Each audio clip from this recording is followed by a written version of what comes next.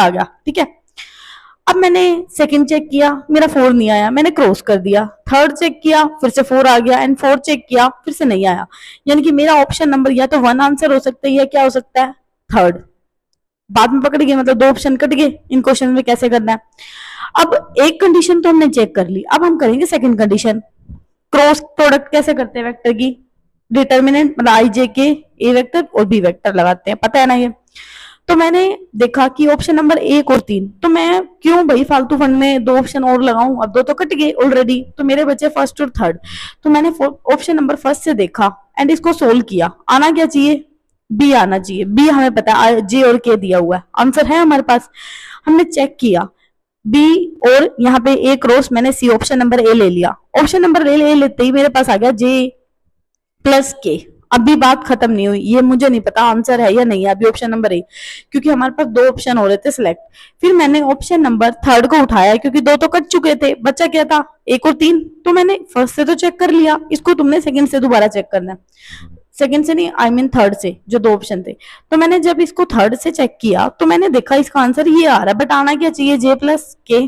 तो मेरे को पता चल गया कि थर्ड तो है ही नहीं, तो बच गया एक ही ऑप्शन आंसर। तो ऐसे क्वेश्चन को आपको इस टाइप से डील करना है। तो होप सो गाइस आपको समझ में आया ये क्वेश्चन कि भाई वेक्टर वाले इस टाइप के क्वेश्चन को कैसे सोल्व करते हैं, ठीक है। ये कर लेना 2000 आई थिंक ये तो 19 का पेपर है ना, मैं जो आपको करवा रही हूँ, ये मतलब जो मोस्ट इंपोर्टेंट क्वेश्चन करा रही हूँ, 2022 या फिर 21 में आपका इसी टाइप का एक क्वेश्चन आया हुआ है, उसको भी ऐसे ही करना है, ठीक है। तो यहां से देखो कि एच टेट कंसेप्ट को रिपीट करता है। नेक्स्ट क्वेश्चन है हमारे पास, ध्यान से देखना इस क्वेश्चन को, बिल्कुल इजी है, दिमाग लगाना थोड़ा सा बस और ये क्वेश्चन हो जाएगा सोल्व। हमें दे दिया if the difference between the root of the equation x square plus a x plus 1 is equal to 0 is less than the root 5, then the set of the possible value of a. अब पता है इसने क्या बोला है, थोड़ा सा ना यहाँ पे आओ। एक क्वाड्रेटिक इक्वेशन दिया है और इसने बोला है कि जो इसके जो रूट है, हमें नहीं पता इसके रूट क्या होंगे, हमने मान लिया अल्फा एंड बीटा इसके रूट है, सिंपल। उन रूट्स का डिफरेंट, उन रूट का क्या बोला है, उन रूट को हम क्या करेंगे, डिफरेंस, वो क्या होना चाहिए, लेस देन क्या होना चाहिए, रूट 5। तो अल्फा माइनस बीटा क्या होना चाहिए, लेस देन रूट 5। ये बोल रहे हैं कि alpha minus beta less than क्या होना चाहिए, रूट 5, ठीक है। ये नहीं करना, ये मैंने गलत लिखा हुआ है, ठीक है, कहीं ये लाइन करने लग जाओ, ये मैं कर रही थी इससे बट हुआ नहीं, फिर मतलब लॉजिक नहीं बैठा, मैं सही बताऊं तो, मैं झूठ तो क्या ही बोलूंगी, लॉजिक नहीं बैठा इससे, तो फिर मैंने दोबारा इसको सोल्व किया। फिर मैंने जो हमें गिवन क्वाड्रेटिक इक्वेशन दी हुई थी, हमने उसके रूट क्या मान लिए थे, alpha and beta less than क्या, रूट 5, इतना हमने गिवन लिखा।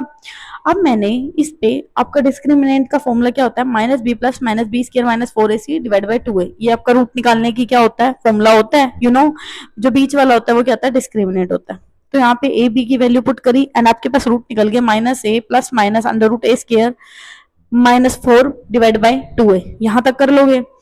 एक बार इसकी पॉजिटिव वाली वैल्यू को ले लेना, मतलब 2 निकली ना, जैसे एक प्लस और माइनस है तो प्लस वाली को ले लेना अल्फा, माइनस वाली को ले लेना बीटा, ठीक है।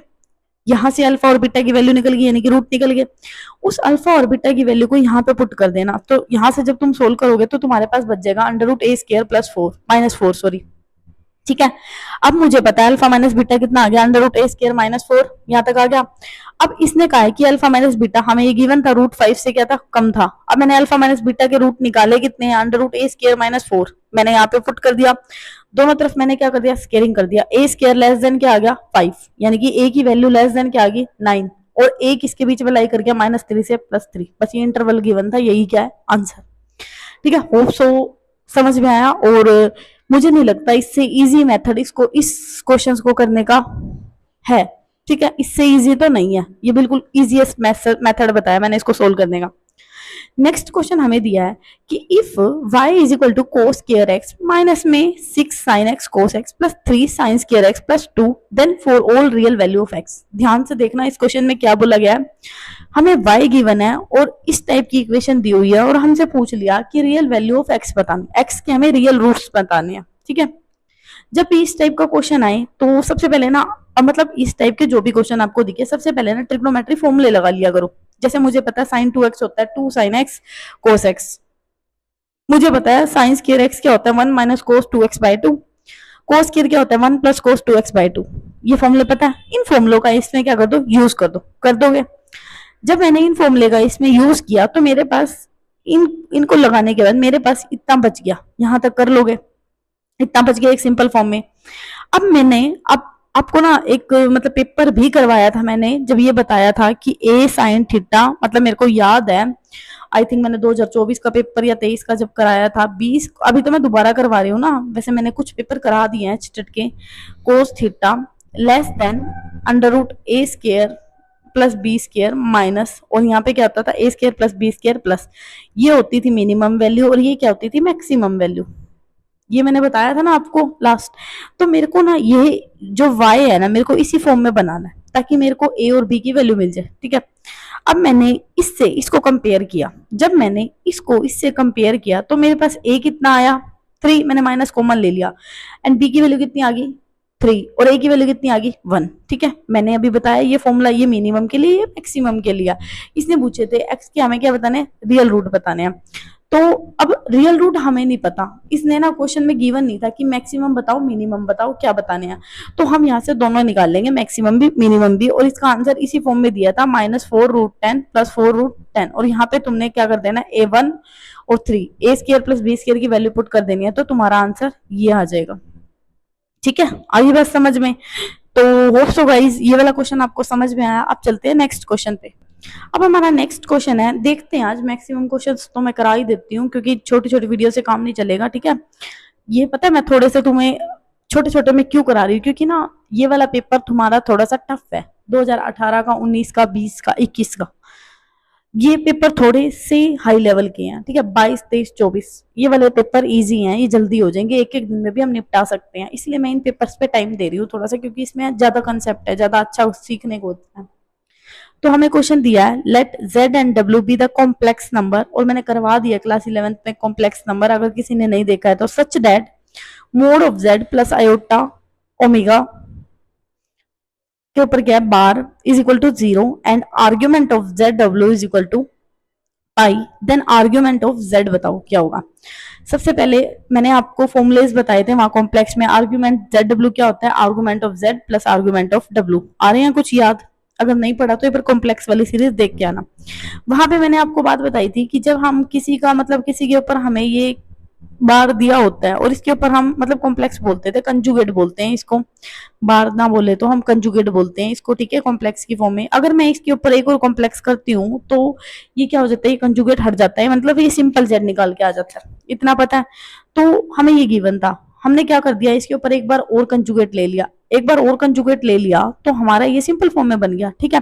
और माइनस ऑफ आयोटा कंजुगेट होता है हमारा आयोटा, ये तुम्हें याद रखना, माइनस ऑफ आयोटा कंजुगेट क्या होता है, प्लस का आयोटा, इसको करना है लर्न, ठीक है। अब आर्ग्यूमेंट ऑफ जेड क्या होता है, आर्ग्यूमेंट ऑफ आयोटा जेड, मतलब मैंने दोनों तरफ क्या ले लिया, आर्ग्यूमेंट ले लिया, क्योंकि मेरे को आर्ग्यूमेंट निकालनी है, आर्ग्यूमेंट जेड निकालना है। आर्ग्यूमेंट जेड किसके इक्वल हो गया, argument iota plus argument of omega, इसको सोल्व कर लिया। आर्ग्यूमेंट ऑफ आयोटा होता है हमारा π/2, क्या होता है π/2, तो मैंने यहाँ पे वैल्यू पुट कर दी, एंड आर्ग्यूमेंट ऑफ w होता है हमारा थीटा, ठीक है। ये लर्निंग का था, ये आपको याद रखना है। तो यहाँ से आर्ग्यूमेंट ऑफ z की वैल्यू कितनी निकल गई, π/2 प्लस थीटा। ये तो हमने सोल्व किया है पहले, जो हमें फर्स्ट वाली दी है। क्या किया है मैं दोबारा बता के चलती हूँ। सबसे पहले दोनों के ऊपर क्या लगाया, कंजुगेट लगाया, ठीक है। फिर हमने क्या लिया, आर्गुमेंट लिया, आर्गुमेंट को फिर क्या किया, अलग अलग किया। आर्गुमेंट ऑफ आयोटा क्या होता है π/2, और आर्गुमेंट ऑफ z क्या ओमेगा क्या होता है, सॉरी w क्या होता है थीटा। तो मैंने बस यहाँ पे वैल्यू पुट की। अब मुझे सेकंड में गिवन था कि आर्गुमेंट ऑफ z w हमारा क्या है पाई, तो सिंपली इसको भी सोल्व कर दो, argument of z plus argument of w is equal to pi, ठीक है। अब आर्गुमेंट ऑफ z ऊपर से निकाल के आए हैं क्या, π/2 plus theta, argument of w is equal to pi, argument of w is equal to pi minus π/2 minus theta, और आर्गुमेंट ऑफ w मैंने अभी बताया क्या होता है थीटा, तो theta plus theta is equal to π/2, तो थीटा की वैल्यू कितनी होगी π/2 एंड थीटा की वैल्यू कितनी होगी π/4। तो यहाँ से हमसे पूछा गया था आर्ग्यूमेंट ऑफ z पूछा था ना, आर्ग्यूमेंट ऑफ z हम यहाँ से क्या निकल गया π/2, थीटा क्या निकल गया π/4, इसको सोल्व करेंगे तो आंसर कितना आ जाएगा 3π/4। तो होप सो गाइस आपको ये वाला क्वेश्चन यहाँ तक समझ में आया, ठीक है। एक बार मैं दोबारा से अगर तुम्हें लग रहा है ना कि तुम्हें थोड़ा सा नहीं समझ में आ रहा या फिर कुछ वैसे तो ना, मैं सच्ची बताऊं, मैं झूठ नहीं बोल रही, मैं तुम्हारे लिए इतने सिंपल सिंपल तरीके काट के लेके आती हूँ, मुझे नहीं पता, मुझे पता कितना कुछ सर्च करना पड़ जाता है एंड कितनी मेरे को वीडियोस भी देखनी पड़ जाती है, मैं झूठ नहीं बोल रही, ठीक है। और कितनों का ना मैं मतलब जो कंसेप्ट लगाती हूँ ना, मेरे को बुक कितनी देखनी पड़ जाती है 11th क्लास की, मैं दोबारा से ओपन करके देखती हूँ कि मैंने फॉर्मूला तो नहीं गलत लगा दिया, मैंने ये तो नहीं गलत लगा दिया। मतलब मैं कहीं ना कहीं तुम्हारे लिए इतना वो कर रही हूँ कि मेरे को सिंपल ही बिल्कुल, कि भाई कोई लॉजिक होना चाहिए इस चीज का। तो मैं मतलब इससे इजी तो नहीं हो सकता कुछ भी, ठीक है, जितना सिंपल मैं बता रही हूँ, मतलब इन क्वेश्चंस को आप सर्च करके देख लेना, आप पढ़ के भी देख लेना, कहीं से भी पढ़ लेना। वैसे मैं तो नितिन शर्मा मैं सर से ही पढ़ती हूँ, मैं झूठ नहीं बोल रही, उनकी वीडियोस मुझे बहुत अच्छी लगती हैं। मुझे कुछ क्वेश्चन नहीं भी समझ में आते ना, तो मैं उनकी वीडियोस से देखती हूँ। एंड नितिन शर्मा मैथ्स आपने देखी भी होगी सर की वीडियो, मुझे पर्सनली भी वो सर बहुत अच्छे लगते हैं, क्योंकि मतलब उन सर को बहुत नॉलेज है मैथ्स की, मुझे भी नहीं है इतनी, मैं झूठ नहीं बोल रही। मैं पढ़ा रही हूँ यूट्यूब पे, बट मैंने बहुत कुछ उनसे भी सीखा है, ठीक है। उन्होंने भी पढ़ाया हुआ है, ये पेपर उन्होंने भी सोल्व करवाया हुआ है 2019 का, आप सर से भी देख सकते हो। एंड मतलब सर ने थोड़े ना हाई लेवल के कंसेप्ट बताए हुए हैं, अगर आपने मतलब वीडियोस वगैरह देखी हैं तो बहुत ज्यादा हाई, मतलब थोड़ा जैसे होता है ना, हम थोड़ा एमएससी के टच में थोड़ा सा कम थे, मैं झूठ नहीं बोल रही, तो मतलब थोड़े मुझे नहीं है वहां तक का, मतलब थोड़ा सा इतना अच्छा ज्ञान, पर सर को नॉलेज है, मैं ये झूठ नहीं बोल रही। तो मैं सर से बहुत कुछ सीखती हूँ, और मेरा यही प्रयास है कि जो चीज मैं सीख रही हूँ ना, मैं आपको सिखाऊं, बहुत मैं सिंपल, मैं उस चीज को ना, मतलब मैं आपको अपने उस पे लेके चलती हूँ कि मेरे जैसे भी बच्चे होंगे भाई, जिनको थोड़ा सा नहीं है इतना वो, मतलब थोड़ा सा अगर देखा जाए ना, तो ग्रेजुएशन का टच तो है, मैं झूठ नहीं बोल रही, मुझ में है, मुझे ग्रेजुएशन के कंसेप्ट तो पता है, लेकिन पोस्ट ग्रेजुएशन में ना, क्योंकि मैंने नेट का पेपर नहीं दिया आज तक, ठीक है, मिलना मेरा इंटरेस्ट था नेट में, मैंने सिर्फ एमएससी के बाद डायरेक्ट मैंने बीएड की, एंड मैंने फिर ये एचटेट सीटेट वगैरह दिए, एंड इसी में ही मतलब है लगी रही, तो मेरा नेट का मैंने दिया नहीं, ना मेरा मन था, मैंने आईआईटी जैम दिया था, तो मैंने वहां पे बहुत सारे कंसेप्ट थे, तो ग्रेजुएशन का टच तो है, लेकिन पोस्ट का इतना नहीं है, ठीक है, कहीं बहुत सारी पोस्ट में ना मेरे को ऐसा लगता है चीजें याद करनी पड़ सकती हैं, तो वो चीजें मैं सर से सीखती हूँ, नितिन शर्मा सर से। तो कहीं ना कहीं इसलिए मैं आपको अपने उस पे लेके चलती हूँ, एंड मैं बहुत सिंपल वे में बताती हूँ कि मेरा मतलब यहाँ है कि अगर एक क्वेश्चन बता के गई हूँ ना, तो उसका लॉजिक होना चाहिए, ऐसे नहीं कि भाई कुछ भी बता दिया एंड फिर बाद में बच्चे पागल होते रहे, वो कहाँ से आया था, वो कहाँ से आया था। मतलब मैं नितिन शर्मा सर के ना, मैं झूठ नहीं बोल रही, मतलब पर्सनली अच्छे लगते हैं, मतलब मेरे लिए तो भाई टीचर हैं तो गॉड भी हैं। तो बट कहीं ना मैं क्वेश्चन अटक जाती हूँ उनके जब वो करवाते हैं ना, क्योंकि सर एकदम से बोल देते हैं, क्योंकि सर को एमएससी की मतलब ज्यादा नॉलेज है, मैथ्स की मतलब है बहुत ज्यादा है, तो वो कहीं कंसेप्ट ना मतलब बोल जाते हैं, तो मैं नहीं पकड़ पाती उस चीज को, मेरे को वो चीज दोबारा समझनी पड़ती है, मुझे फिर भी नहीं समझ में आती, क्योंकि थोड़ा सा एमएससी का हो जाता है ना, तो मैं वही वो नहीं चाहती कि भाई आप लोगों को भी ना वो चीज फेस करनी पड़े। तो जहां से जो चीज आई है ना, मैं इसलिए एक एक चीज बताती हूँ आपको, यहाँ से ये आया है, इसका मतलब ये होता है, इसका मतलब ये होता है, आपने नोटिस भी किया होगा, ठीक है। सो बस इतना ही बताती हूँ आगे फिर कभी बात करेंगे, अब थोड़ा सा 105 को देख लेते हैं, अब हमें दे रखा है। सो मतलब अच्छे हैं सर, अगर आपको थोड़ा सा अच्छी नॉलेज और चाहिए, तो मैं तो पर्सनली भी कहूंगी कि आप सर की वीडियोस को भी फॉलो किया करो। हमें लेट दे दिया कि x1 x2 up to xn be n observation such that summation x आई का square is equal to 400 and summation x i is equal to 80, then a possible value of n among the following is. अब ना ये हमारा graduation का है, मतलब 10 उसमें भी आता है, 11th में भी आएगा, नहीं 12th में आएगा ये। कोची सिकवास प्रिंसिपल होता है, वो क्या बोलता है, ये बोलता है कि एक्स आई का होल स्क्वायर लेस देन क्या होता है, एन इंटू एक्स आई का स्क्वायर, ठीक है, एक्स आई का कंप्लीट का होल स्क्वायर लेस देन क्या होता है, एन इंटू एक्स आई का होल स्क्वायर। अब हमें यहाँ पे जब इस टाइप का क्वेश्चन आए, इसको तो मतलब डायरेक्ट तुम हैज अ रिजल्ट भी याद रख सकते हो कि इस टाइप का जब भी क्वेश्चन आए, एन ऑब्जर्वेशन पूछे, तो एक्स आई का होल स्क्वायर आपको कितना दिया है यहाँ पे, एक्स आई की वैल्यू कितनी दिया है 80, इसका तो क्या करना है, छोटे वाले का complete whole square less than क्या एन, और एक्स आई का होल स्क्वायर कितना दिया है 400, दोनों तरफ सोल्व कर लो, एन की वैल्यू क्या आ जाएगी, ग्रेटर देन 16। सो गाइज आज के लिए इतना ही रखते हैं, ठीक है, ज्यादा ना हो जाए क्योंकि आपको भी समझ में आना चाहिए। सो अभी के लिए इतना ही, मिलते हैं कल। Thank you so much guys for watching my videos.